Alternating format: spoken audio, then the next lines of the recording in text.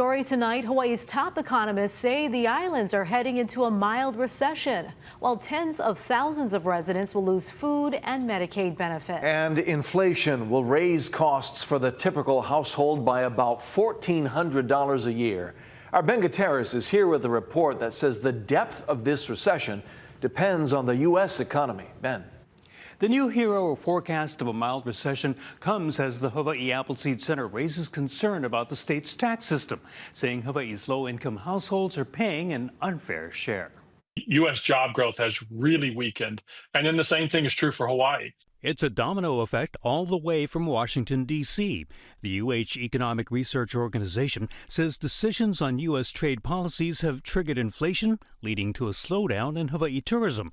And federal funding cuts could strip Hawaii's healthcare industry of $400 million in Medicaid spending. Your health condition potentially worsens. You don't have health insurance. You end up in the ER, so that drives up costs.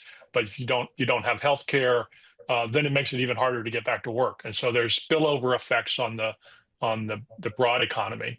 It's a big worry for the Hawaii Appleseed Center for Law and Economic Justice. On top of all that, the group says the state's general excise tax makes it even harder for low-income families to weather even a mild recession. Anytime dollars are changing hands, the tax gets levied, it generates a lot of revenue.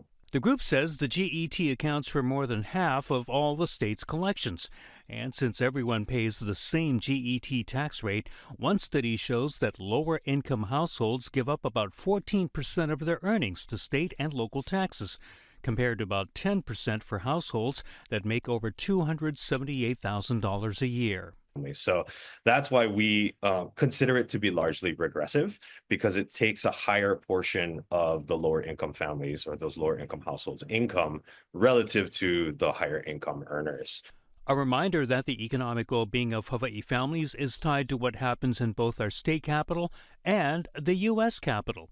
And having tourism as our top industry makes us especially sensitive. That we're really dependent on what happens in the U.S., but when the U.S. goes badly, that's what pulls Hawaii into recession, even if the U.S. doesn't necessarily enter recession. There's a downturn in the economy and tax revenue goes down. It then further hinders the state's ability to be able to respond adequately to, bridge those gaps that are being left by the federal government. Hero did highlight a few bright spots, saying construction spending on rail, the new Aloha Stadium, and Lahaina's rebuilding will buoy the economy for years to come. Ben Gutierrez, Hawaii News Now.